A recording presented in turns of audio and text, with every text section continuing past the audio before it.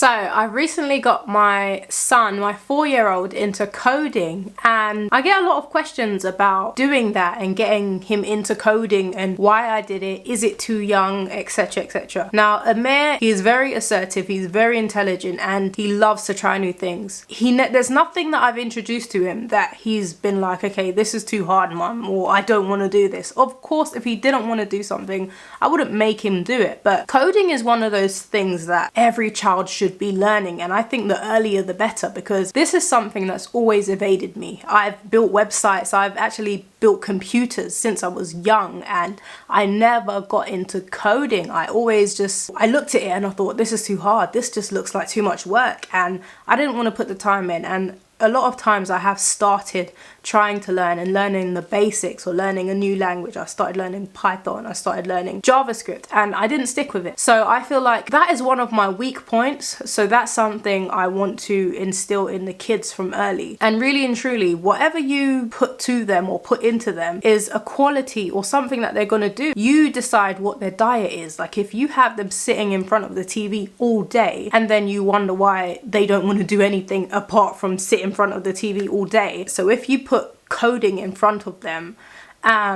just the basic stuff, there's kids apps and stuff, if you put that in front of them, if you put math, if you put chess, if you put whatever you put in front of them, that's what they're going to be about, that's going to be their makeup, you know. So for me, that is kind of the approach I take with homeschooling. There is a such thing as introducing too much too soon, so you're putting a lot of pressure on them to do this, do this, do this. That's not the approach I take at all. That's just not a way that I would ever try and educate my children, because then they generate a unhealthy relationship towards learning. And my whole thing is, because they have such a positive relationship with learning, that is all the more reason to use that and use that time and take that opportunity to get them into some really crucial parts of our society. And coding isn't going away anytime soon. It's not going anywhere anytime soon. So getting your children into coding is probably one of the best things you can do for them, because the world that we're going into is only going to require more and more advanced engineers, advanced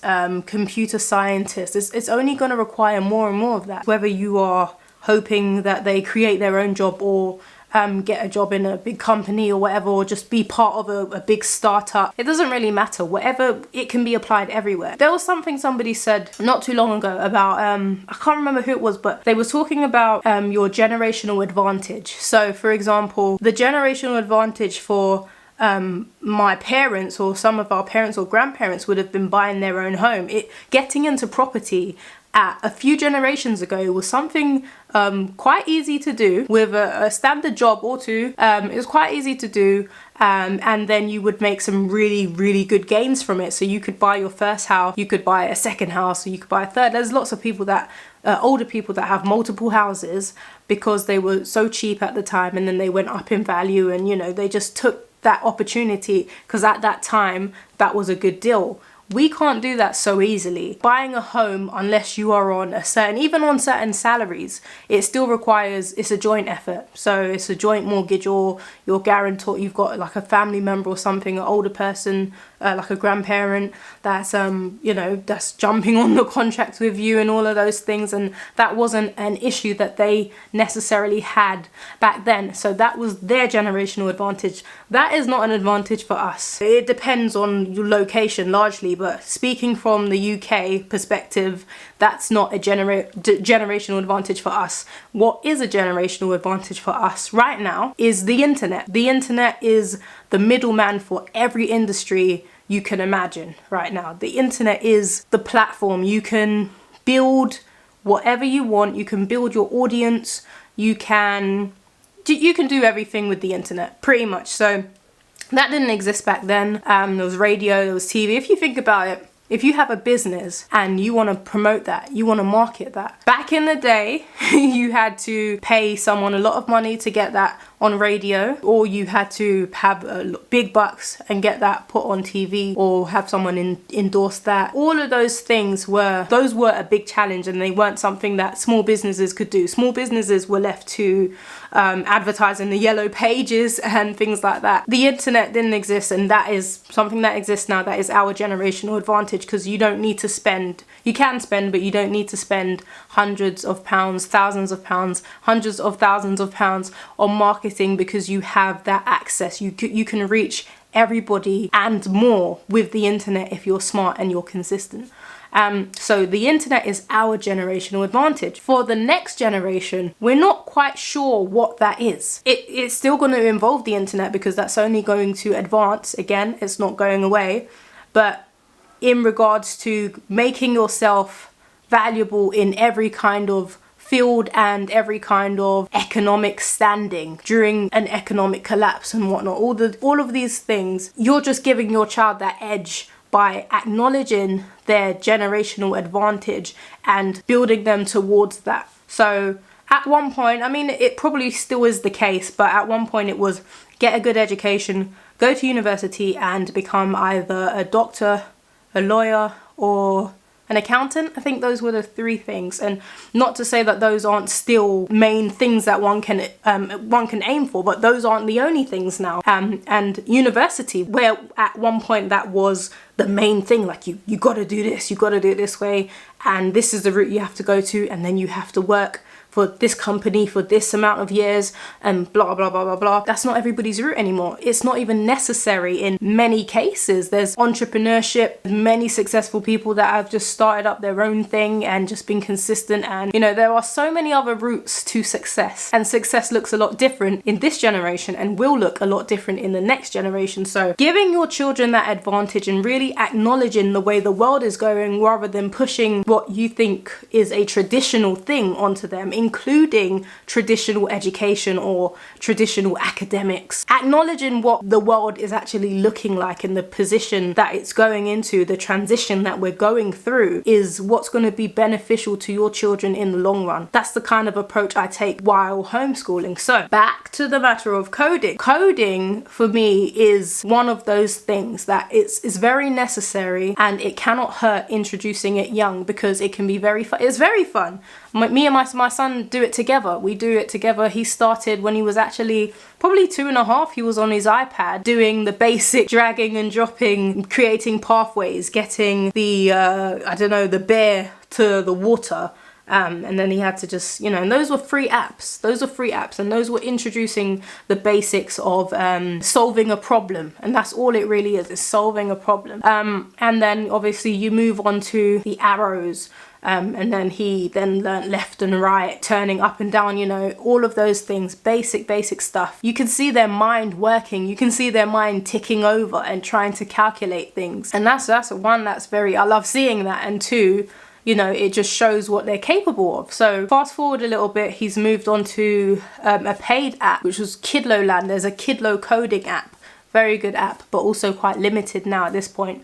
So he's moved on to that, and then he's learned about basic things like function, loops, debugging. All of these things are terms my 4-year-old now knows and understands, and then we can then transfer them, which we have, onto Scratch. So I come in and he's on his iPad and he is creating his own, little scenarios on Scratch Junior, and he's telling me about them, and he's like, look mum, I've done this and blah blah blah blah blah. I'm like, okay, awesome. And then now we've moved on to Codeorg, which is a free resource, and Codeorg is fabulous. It's got a curriculum that you can follow, because he's already done like a lot of that stuff from on his iPad. We've moved on to Minecraft. They've got Minecraft coding, and we love that. We've done that together, and while you're doing it, you're not really seeing all the learning that you're doing and the progress you're making until you look back and you're like, wow, we done that, like you did that. And he loves that sense of achievement, and knowing that when he started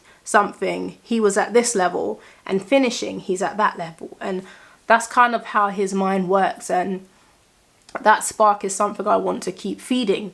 Minecraft education is, I think, it's called Minecraft education. That's something I need to look into more. I think I'm going to send them a letter or write them an email, because it's only available to schools and it doesn't consider homeschoolers as a school, of course. So I need to get that, because I need access to that, and I don't think it should cancel anybody out. You shouldn't have to be a registered organization if they know this amount of parents are homeschooling their children, it should be available to us. So definitely gonna write them a letter and try and get some access to that, and get homeschoolers access to that. And I might have to lean on my homeschool network to try and get some more people. I don't think I'm going to do one of those petitions. I don't particularly think they have any weight. I don't think they do anything, but I'm going to reach out to my homeschool mums and dads and try and get everybody to do the same thing, so we can have access to, probably as a collective, if we can get access to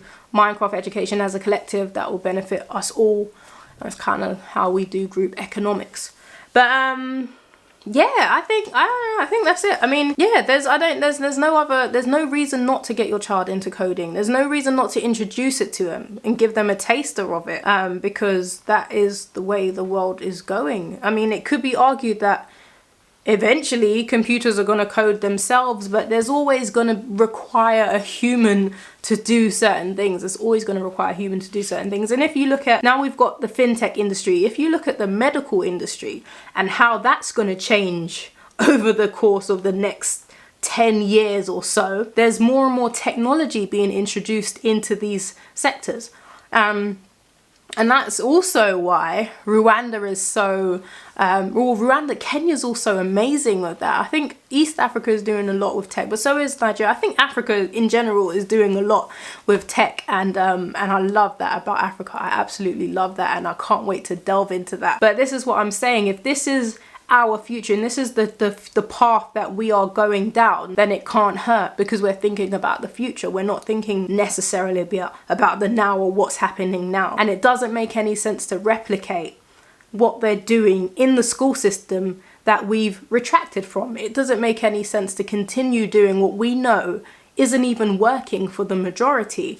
So taking out your own route and really analysing what direction you would like to make available, what paths you would like available to make available to your children, is the best route to go down. There's no correct pathway at the moment, because so much of what we know is not working. So yeah, that's all I wanted to say about that matter. I hope this video was useful. I hope if you have been considering teaching your child to code, and if you don't know where to begin, you've now got some information. I'll put some resources in the description below. And I hope it's just not a conflict. I hope it's just something that is basic, like second nature, because maths, English, science, it really should be up there with those. And there's no reason that they can't start learning from 4, 5, 6.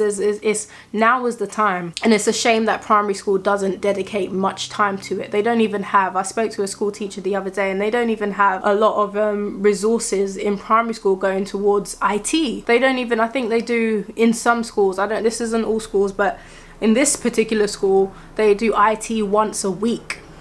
That just doesn't make any sense. But yeah, if you found this video useful, please give this video a thumbs up and subscribe. It helps. The channel is growing. I'm almost at 1,000 subscribers. That is amazing. And yeah, and I just want to keep creating useful content, so I'm working on it.